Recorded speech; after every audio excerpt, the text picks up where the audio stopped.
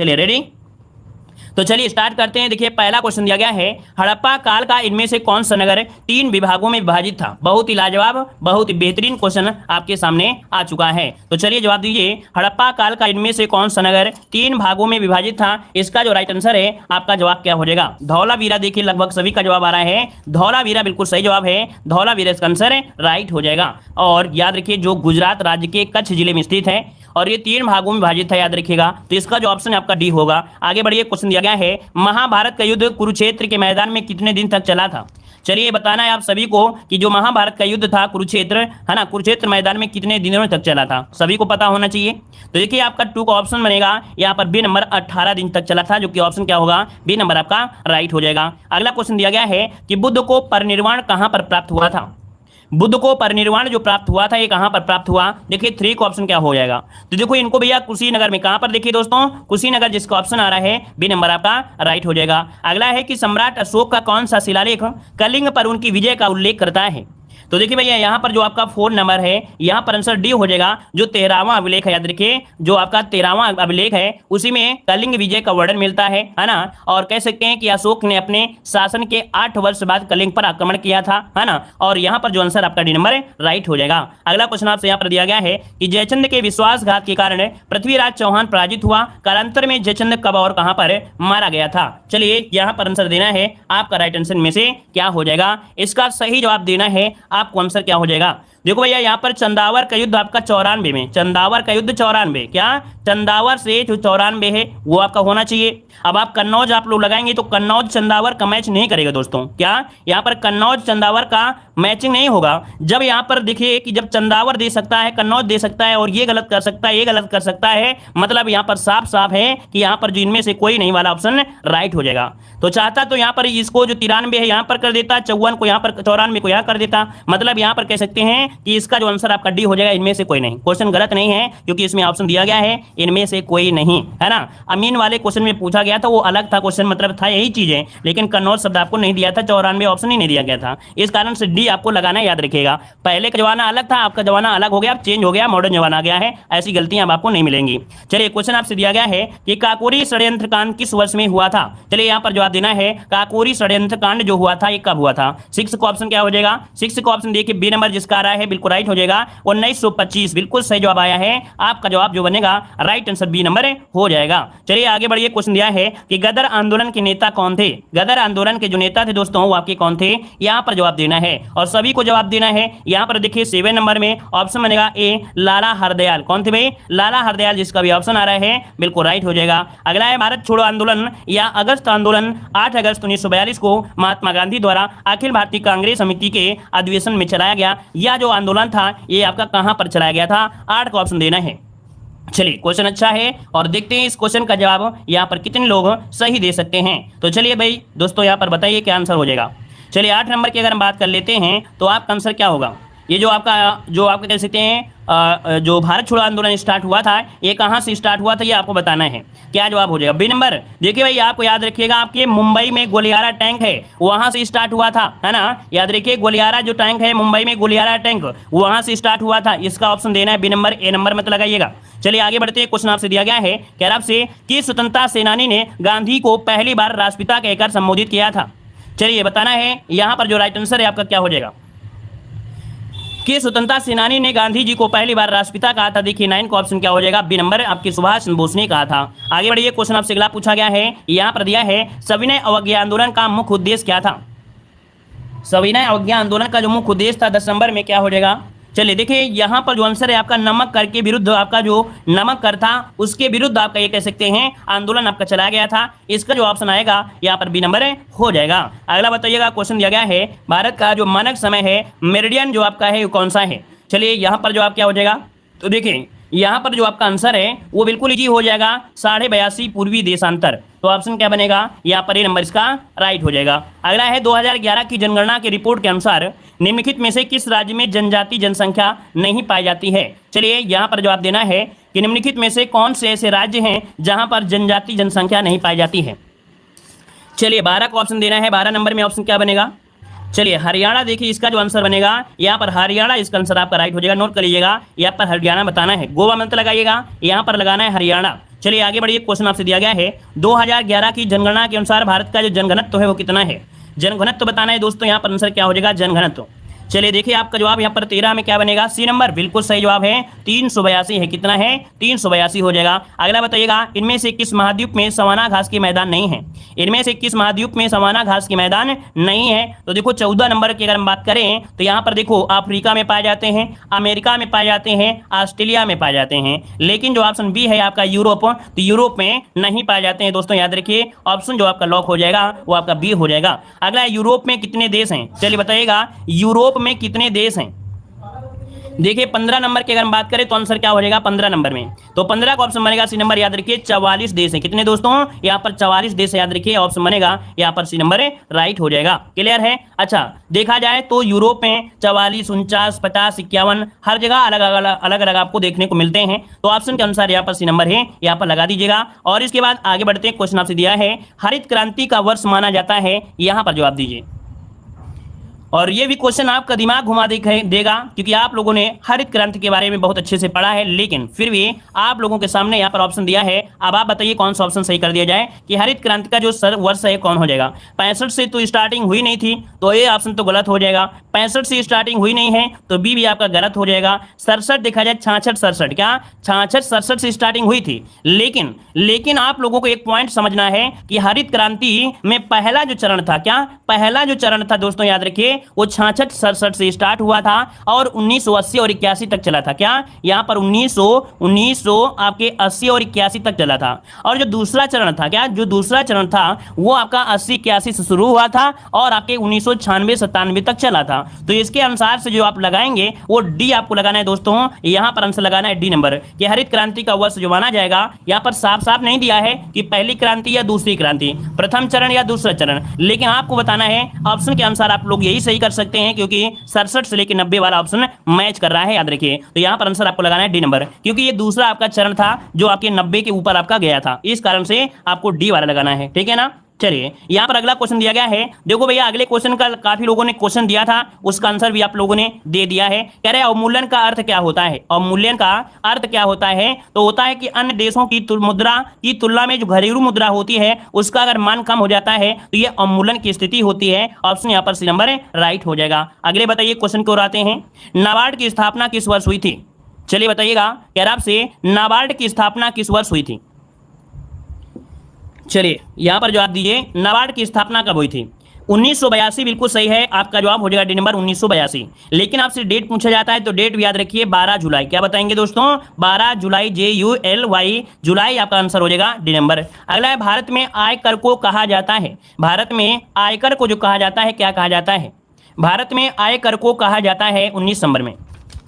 चलिए देखिए 19 नंबर का जो ऑप्शन है यहाँ पर बनेगा क्या, बी नंबर। इसे प्रत्यक्ष और प्रगामी कहते हैं। क्या कहते हैं, प्रत्यक्ष और प्रगामी कहते हैं। नोट करिएगा, ऑप्शन यहाँ पर बी होगा। और अगला क्वेश्चन दिया गया है, घाटे की वित्त व्यवस्था का अर्थव्यवस्था पर क्या प्रभाव पड़ता है। घाटे की वित्त व्यवस्था का अर्थव्यवस्था पर क्या प्रभाव पड़ता है, यहाँ पर 20 नंबर में। तो 20 का ऑप्शन होता है मुद्रास्फीति। क्या होता है, मुद्रास्फीति होती है, ऑप्शन यहाँ पर ए नंबर होगा। और अगला है, संविधान सभा के पहले अध्यक्ष कौन थे। चलिए बताइएगा, संविधान सभा के पहले अध्यक्ष कौन थे।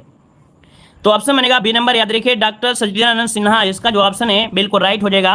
और याद रखिएगा कि पहले अस्थायी अध्यक्ष जो चुने गए थे वो 9 दिसंबर 1946 को चुने गए थे, जो पहली बैठक में थे, और इन्हें उद्घाटन समिति का अध्यक्ष भी कहा जाता है। आगे बढ़िए, क्वेश्चन दिया गया है, राष्ट्रपति द्वारा राज्यसभा में कितने सदस्यों को नामित किया जा सकता है। 22 नंबर, बिल्कुल इजी क्वेश्चन है, बहुत इजी क्वेश्चन है। यहाँ पर ऑप्शन सी नंबर हो जाएगा 12। कितने, 12 हो जाएगा। अगला दिया गया है कि भारत में राष्ट्रपति अपना कार्यकाल पूरा होने से पहले अपना त्यागपत्र किसको सौंपते हैं।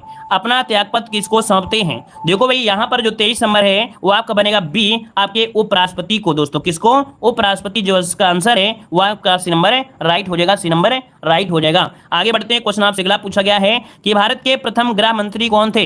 भारत के प्रथम गृह मंत्री बताना है। आज किसी का क्वेश्चन गलत नहीं होना चाहिए, क्योंकि आज के सेट पेपर में देखा जाए तो आपके क्वेश्चन जो आपके हैं कहीं ना कहीं सरल मिल रहे हैं। अभी तो सरल मिल रहे हैं, आगे की तो पता नहीं है ना, तो गलती नहीं होना चाहिए। भारत के प्रथम गृह मंत्री कौन थे 24 में, यहाँ पर देखिए सरदार वल्लभ भाई पटेल। यहाँ पर जो आंसर है आपका बी नंबर हो जाएगा। और अगला क्वेश्चन आ गया है, उच्चतम न्यायालय की प्रथम महिला न्यायाधीश कौन थी। उच्चतम न्यायालय की प्रथम महिला न्यायाधीश पूछा है दोस्तों। यहां पर जो आंसर बनेगा राइट क्या हो जाएगा? तो चलिए लॉक करिए, 25 का ऑप्शन क्या बनेगा? ये देखिए ऑप्शन हो जाएगा आपका, ये है आपकी फातिमा बीवी है। कौन है? फातिमा बीवी। इसका जो आंसर है राइट हो जाएगा ए नंबर है। अगला है निम्नलिखित में से कौन सी राशि का मात्रक जूल नहीं है? कौन सी राशि का मात्रक जूल नहीं है? यहाँ पर 26 नंबर जवाब दीजिए, आपका सही जवाब इनमें से क्या हो जाएगा? चलिए भाई यहाँ पर आंसर देना है 26 नंबर में। चलिए देखिए भाई यहाँ पर आंसर आपका है जो आपका सामर्थ्य है। क्या है? सामर्थ्य। और सामर्थ्य का मात्रक होता है वाट होता है दोस्तों। क्या होता है? वाट होता है। इस कारण से जो ऑप्शन आपका बनेगा वो आपका बनेगा डी नंबर हो जाएगा। आगे बढ़िए, क्वेश्चन दिया गया है 1 वाट घंटा किसके बराबर होता है? 1 वाट घंटा किसके बराबर होता है दोस्तों? यहाँ पर बताइए 27 नंबर में। तो 27 का ऑप्शन देखिए 3600 जूल होता है। क्या? 3600 जूल होता है। यहाँ पर आप लोगों से किलो वाट घंटा लगा देता तो आप एक जीरो और बढ़ा देते तो 36,000 हो जाता। तो यहाँ पर पूछा है 1 वाट घंटा, तो ऑप्शन हो जाएगा डी नंबर आपका राइट हो जाएगा। क्लियर है? आगे बढ़िए, क्वेश्चन आपसे दिया गया है हीरा तथा ग्रेफाइट में समान होते हैं। हीरा तथा ग्रेफाइट में जो समान होता है क्या होता है? यहाँ पर जवाब दीजिएगा। तो चलिए नोट करिए, यहाँ पर 28 का जो ऑप्शन है राइट हो जाएगा डी। अब जो परमाणु भार होते हैं, क्या जो परमाणु भार होते हैं वो क्या होते हैं? समान होते हैं दोस्तों। यहाँ पर आंसर आपका डी राइट हो जाएगा। आगे बढ़िए, क्वेश्चन आपसे दिया है कि जल में हाइड्रोजन तथा ऑक्सीजन का अनुपात जो भार होता है वो कितना होता है? ऑप्शन डी होगा 1:8। क्या बनेगा? 1:8 जो ऑप्शन है यहाँ पर राइट हो जाएगा डी नंबर है। और आगे बढ़िए, क्वेश्चन दिया गया है कि आपसे दिया है पीडियाट्रिक्स निम्नलिखित में से किसके अध्ययन से संबंधित है? यहाँ पर बताना है पीडियाट्रिक्स निम्नलिखित में से किसके अध्ययन से संबंधित है। और यहाँ पर जो आपका आंसर बनेगा 30 में वो आपका हो जाएगा क्या? तो ये हो जाएगा आपका शिशु रोग से होता है। किसे? शिशु रोग से होता है। जो पीडियाट्रिक्स होता है ये शिशु रोग से आपका संबंधित अध्ययन होता है। ऑप्शन लॉक हो जाएगा यहाँ पर सी नंबर। ठीक है ना? सभी को वेलकम है, सभी लोग जय हिंद जरूर लिखिएगा। पहली बार जुड़ रहे हैं तो जय हिंद जरूर लिखिएगा। और यहाँ पर बेहतर तैयारी के लिए आप लोग चैनल से जरूर ज्वाइन कर लीजिएगा। चलिए, अभी धन उदय का संधि क्या होता है? आप कहेंगे अभी और आपका उदय दिया गया है तो यहाँ पर हो जाएगा क्या? अभ्युदय बनेगा। क्या बनेगा? अभ्युदय। अगर हम आपसे पूछे दोस्तों कि आपको हमेशा हमने आपको ट्रिक बताया है, जब या के साथ या वा के साथ कोई आधा अक्षर लगा हो उसे यण संधि कहते हैं। क्या? यण संधि कहते हैं। तो ऑप्शन क्या होगा? ए नंबर होगा। अगला बर्बर का विलोम क्या होता है? बर्बर का विलोम क्या होता है? चलिए 32 नंबर में बर्बर का होता है सभ्य। क्या होता है? सभ्य। यहाँ पर आंसर क्या होगा? सभ्य। इसका आंसर राइट हो जाएगा। अगला क्वेश्चन है दुर्गा का पर्यायवाची इनमें से क्या होगा? 33 नंबर में। चलिए क्वेश्चन नंबर 33 आ गया है और आपका सही जवाब इनमें से क्या हो जाएगा? चलिए देखो भाई, यहां पर दिया गया भारती। अगर हम आपसे पूछे वे भारती होता है तो आप लोग जानते हैं ये दुर्गा का तो होता नहीं है। किसका होता है भाई? यहाँ पर बताइए, ये सरस्वती का होता है। भारती जो होता है ये सरस्वती का होता है। सरस्वती का हो जाएगा। ठीक है ना? सरस्वती हो गया। चलिए, अगर हम आपसे पूछे श्री किसका होता है तो श्री होता है लक्ष्मी का होता है। किसका होता है? लक्ष्मी का होता है। अगर आपसे पूछे धात्री जो होता है किसका होता है तो ये माता का होता है। या तो जननी कह सकते हैं, माता कह सकते हैं, या तो जननी कह सकते हैं। अगर हम आपसे पूछे ज्योत्सना किसका होता है, ये तो चांदनी का होता है। अब आप कहेंगे सर जी आपकी वजह से हमने कोई ना कोई तुक्का मार दिया। तो यहाँ पर देखिए तुक्का नहीं मारना है। यहाँ पर देखिए कोई भी ऑप्शन यहाँ पर सही नहीं दिया गया है। यहाँ पर जो आपका ऑप्शन है वो कोई नहीं सही दिया गया, याद रखिए। अब यहाँ पर दुर्गा की पर्यायवाची होती क्या है? तो याद रखिए दुर्गा की पर्यायवाची होता है मीनाक्षी, है ना, महागौरी, चंडिका, कल्याणी, भवानी, शक्ति, महामाया, भगवती, कालिका, ये होती हैं इसकी। तो आप याद रखिए इसमें कोई भी ऑप्शन यहाँ पर नहीं था। ये क्वेश्चन अब आपका हाई कोर्ट भेजा जाएगा। ठीक है? अब इस क्वेश्चन को हम हाई कोर्ट भेजेंगे और सभी को एक एक नंबर दे देंगे। चलिए आगे बढ़िए, क्वेश्चन दिया है कि जिस स्त्री के पुत्र और पति ना हो उसे कहा जाता है क्या? जब लेखपाल में 10-10 क्वेश्चन गलत हो सकते हैं तो आप ही बताइए, एक छोटे से मॉडल पेपर में, देव सर के मॉडल पेपर में एक गलती क्यों नहीं हो सकती है ना? गलती नहीं है भाई, वो तो आपके टाइपिंग में है जो आपका नहीं है। देखिए, जिस स्त्री के पुत्र और पति ना हो उसे क्या कहते हैं? चलिए जवाब दीजिए। यहाँ पर आंसर क्या हो जाएगा कि जिस स्त्री के पुत्र और पति ना हो उसे कहते क्या हैं? तो याद रखिए इसे कहते हैं अवीरा कहते हैं, जो कि बहुत लोगों का बहुत पहले ही जवाब आ गया था। अगला क्वेश्चन दिया है एड़िया रगड़ना मोहरे का सही अर्थ क्या होता है? एड़िया रगड़ना मोहरे का सही अर्थ क्या हो जाएगा? 35 नंबर में। तो देखो भाई यहाँ पर होता है क्या? बहुत दौड़ धूप करना। क्या? बहुत दौड़ धूप करना कह देते हैं ना, या मतलब हमारी एड़ियां रगड़ गई हैं, मतलब इतना दौड़ धूप किया है कि हमारी एड़ियां रगड़ गई हैं। मतलब ऑप्शन होता है क्या? यहाँ पर सी नंबर हो जाएगा। अगला क्वेश्चन दिया है मल्हार अलापना मोहरे का उचित अर्थ होता है। मल्हार अलापना पूछा गया है तो यहाँ पर 36 का ऑप्शन क्या होगा? देखिए मैं यहाँ पर होता है चैन से जिंदगी काटना। मल्हार अलापना मतलब होता है चैन से जिंदगी काटना। शुद्ध वर्तनी का चयन करना है। जवाब दीजिए शुद्ध वर्तनी क्या हो जाएगा? 37 नंबर में। तो यहाँ पर देखो ऋषि दिया गया, ऋषि। तो ऋषि क्या है? ऑप्शन ए नंबर आपका राइट हो जाएगा। कौन सा है? यहाँ पर आंसर है आपका ए नंबर है ऋषि। इसका आंसर बिल्कुल राइट बनेगा। अगला बताइएगा कि भग्गू सेठ तो भग्गू सेठ तो बहुत दुष्चरित्र हैं। यहाँ पर देखो आपसे पूछा है, सही शब्द आपको बताना है, जो दुष्चरित्र होता है वो किस प्रकार से होता है। यहाँ पर आंसर क्या होगा, देखो भाई यहाँ पर जो आंसर है वो आपका सही से आपको लिया नहीं गया है, नोट करिएगा। जो दुष्चरित्र आपका होगा ये आपका ये वाला दुष्चरित्र यहाँ पर नोट करिएगा। यहाँ पर दुष्चरित्र इस प्रकार से होगा, ये भी गलत दिया है और ये भी गलत दिया है। जो सही होता है वो कैसे होता है, दुस इसके बाद चा धन फिर रा फिर इसके बाद रा, ऐसे सही होता है, ठीक है। वो गलती से पीडीएफ ड्रॉप हो गई है। यहाँ पर अगला क्वेश्चन दीजिएगा, कह रहे हैं निम्नलिखित में से शुद्ध वाक्य का चयन कीजिएगा। आपके सामने 4 ऑप्शन दिए गए हैं और शुद्ध वाक्य आपसे पूछा गया है। चलिए मिलान कर लीजिए क्या हो जाएगा। कह रहे हैं आयुष और ऋचा बाजार गई, तो गए नहीं होता गए होता है ना, ये तो आपका होगा नहीं। अब आप ऑप्शन डी पर ध्यान दीजिएगा। यहाँ पर कह रहा है राह चलते दोनों में तकरार हो गई, बिल्कुल सही है, राह चलते दोनों में क्या हो गई, तकरार हो गई। तो देखिए ऑप्शन बी आपका हो गया। इसको हमने कई जगह पढ़ाया भी है तो बिल्कुल इजी था। अगला क्वेश्चन है कि अशुद्ध वाक्य आपको चयन करना है, अशुद्ध वाक्य इनमें से क्या हो जाएगा। जो दिया गया है कामायनी उच्च कोटि का काव्य है, ये तो आपसे दिया है काव्य, तो ये कामायनी महाकाव्य है। कामायनी जो आपका है वो महाकाव्य है दोस्तों, याद रखिएगा, ना कि काव्य है, तो ये तो गलत हो गया। माता पिता पूजनीय है, तो देखिए बिल्कुल सही लिखा है 40 नंबर में। अच्छा माता, अच्छा अशुद्ध वाक्य पूछा गया है तो कामायनी उच्च कोटि का काव्य है। अच्छा पूजनीय दिया गया है, माता पिता पूजनीय है। भाई ये बताइए गड़बड़ इनमें से क्या है, माता पिता पूजनीय, पूजनीय सही तो लिखा है भाई, क्यों भाई माता पिता पूजनीय जो लिखा है ये सही नहीं लिखा है, माता पिता पूजनीय है, क्योंकि पूजनीय यहाँ पर सही होता है। तो यहाँ पर भाई गड़बड़ी है, तो क्या गड़बड़ी है जल्दी से बताइए भाई, अब दिमाग लगाइए क्या गड़बड़ हो सकता है यहाँ पर। सही है ना, ये भी तो आपका सही दिया गया है, ये सही दिया है। आपका भविष्य उज्जवल हो, तो ये भी आपका सही दिया गया है, आपका भविष्य उज्जवल हो। इस पुस्तक का नया संस्करण प्रकाशित हो रहा है, मतलब ये भी आपका हो जाएगा। तो गड़बड़ी क्या है भाई, गड़बड़ी किस में है, इस पुस्तक का नया संस्करण प्रकाशित हो रहा है, तो ए वाला देखिए यहाँ पर ए नंबर को गड़बड़ कर लीजिए। क्यों, क्योंकि कामायनी एक महाकाव्य होता है, याद रखिए कामायनी जो आपका है एक महाकाव्य है, तो यहाँ पर आपका गड़बड़ी ए नंबर में कर लीजिएगा। क्लियर है ना, क्योंकि ये महाकाव्य होता है। अगर आपके सभी आपके ऑप्शन सही लग रहे थे, ठीक है ना। चलिए यहाँ पर आगे बढ़िए, क्वेश्चन दिया गया है, कह रहे घूमर लोक नृत्य है। दोस्तों ये बताइए घूमर लोक नृत्य है, ये कहाँ का लोक नृत्य है, 56 नंबर जवाब देना है। तो 56 का ऑप्शन क्या हो जाएगा, ये है आपके राजस्थान का। दोस्तों कहाँ का है, राजस्थान, जो कि ऑप्शन है यहाँ पर सभी का सही आया है, बी नंबर आपका राइट हो जाएगा। आगे बढ़िए, क्वेश्चन दिया है बिनसर का जंगल भारत के किस प्रदेश या केंद्र शासित में अवस्थित है। चलिए बताइएगा बिनसर का जो जंगल है भारत के किस प्रदेश या केंद्र शासित क्षेत्र में अवस्थित है, 57 नंबर में। तो 57 का ऑप्शन जो है डी नंबर उत्तराखंड में है। दोस्तों याद रखिए उत्तराखंड जो ऑप्शन है यहाँ पर डी होगा। और आगे बढ़िए, क्वेश्चन दिया गया है लाल बहादुर शास्त्री स्टेडियम स्थित है, लाल बहादुर स्टेडियम है कहां पर है, नोट करिएगा। यहां पर ये हैदराबाद में है, कहां पर है, हैदराबाद। इसका आंसर बिल्कुल से राइट हो जाएगा। अगला क्वेश्चन आपसे दिया है त्रिपुरा को पूर्ण राज्य का दर्जा कब मिला था। चलिए त्रिपुरा को पूर्ण राज्य का दर्जा मिला, यहां पर देखिए 59 में ऑप्शन क्या होगा, तो आपके 1972 जिसका ऑप्शन आया है बिल्कुल राइट हो जाएगा। याद रखिएगा कि इसे 1972 में राज्य का दर्जा मिला था। आगे बढ़िए, क्वेश्चन आपसे दिया गया है, कह रहा आपसे सिपकीला दर्रा हिमाचल प्रदेश की किस घाटी में स्थित है। चलिए सिपकीला दर्रा हिमाचल प्रदेश या हिमालय, सॉरी माफ करिए, हिमालय की किस घाटी में है। तो देखो यहाँ पर आपका जो 60 नंबर है, 60 का ऑप्शन डी हो जाएगा, सतलुज घाटी पर है। कहाँ पर, सतलुज घाटी। और सतलुज नदी जो आपकी आती है वो आपके सिपकीला दर्रा से ही भारत में प्रवेश करती है, जो कि आपके हिमाचल प्रदेश में। तो ऐसे आपको हमेशा याद रखेगा कि जो सिपकीला दर्रा है वो आपका हिमाचल प्रदेश में है, और हिमाचल प्रदेश में ही सतलुज घाटी है, और इसी घाटी से ही आपकी सतलुज नदी एंट्री करती है आपकी सिपकीला दर्रा से। चलिए आगे बढ़िए, यहाँ पर देखो दिया गया है गद्यांश, क्या दिया है, गद्यांश। और एक गद्यांश के जो क्वेश्चन है वो स्किप कर देते हैं, है ना, उस क्वेश्चन को आप लोग सॉल्व कर लेंगे। यहां पर देखिए दिया है भारतीय राष्ट्रीय महिला दिवस कब मनाया जाता है। चलिए बताइएगा कि भारतीय राष्ट्रीय महिला दिवस कब मनाया गया है। चलिए 90 का ऑप्शन लॉक करिए, 90 का ऑप्शन में से क्या हो जाएगा। तो देखिए 13 फरवरी, क्या याद रखिएगा ऑप्शन जो है डी नंबर है, 13 फरवरी को सरोजिनी नायडू के जन्म दिवस पर मनाया जाता है। याद रखिए 13 फरवरी को सरोजिनी नायडू का जन्म दिवस होता है, इसी अवसर पर मनाया जाता है। तो ऑप्शन क्या हो जाएगा, यहाँ पर आंसर बनेगा यहाँ पर डी नंबर हो जाएगा। ठीक है, चलिए अंतरराष्ट्रीय महिला दिवस होता है तो क्या करते हैं आप लोग, अगर अंतरराष्ट्रीय पूछ लेता तो आप लोग कहते हैं 8 मार्च, क्या कहते दोस्तों, 8 मार्च कहते। आगे बढ़ते क्वेश्चन आपसे दिया गया है कि दुनिया का सबसे बड़ा पवन ऊर्जा संयंत्र कहां पर स्थापित किया जाएगा।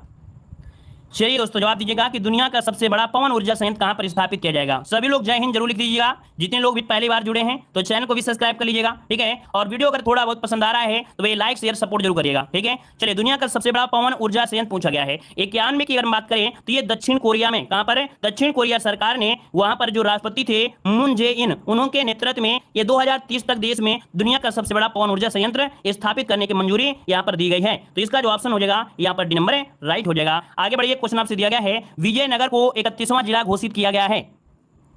तो देखिए भाई, ये आपका जो विजयनगर है ये आपका कर्नाटक का है। कहाँ का है दोस्तों? ये आपके विजयनगर जो है ये 31वां जिला कर्नाटक सरकार के द्वारा कर्नाटक का है। ऑप्शन बी हो जाएगा, राइट हो जाएगा। और याद रखिए अगला क्वेश्चन आपसे दिया गया है, यहाँ पर आपसे कह रहा है world wild life photograph of the year 2021 का पुरस्कार किसे मिला है?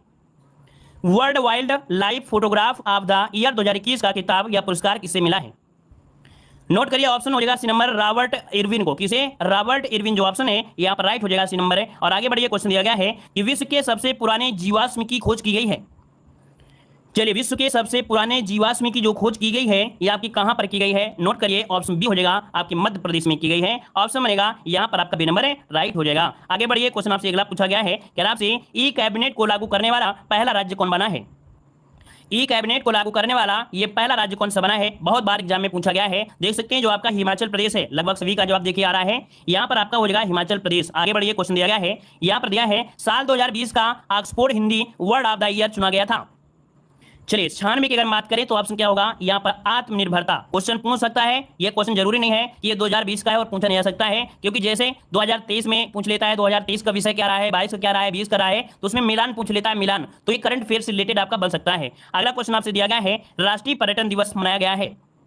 चलिए, राष्ट्रीय पर्यटन दिवस मनाया गया तो कब मनाया गया?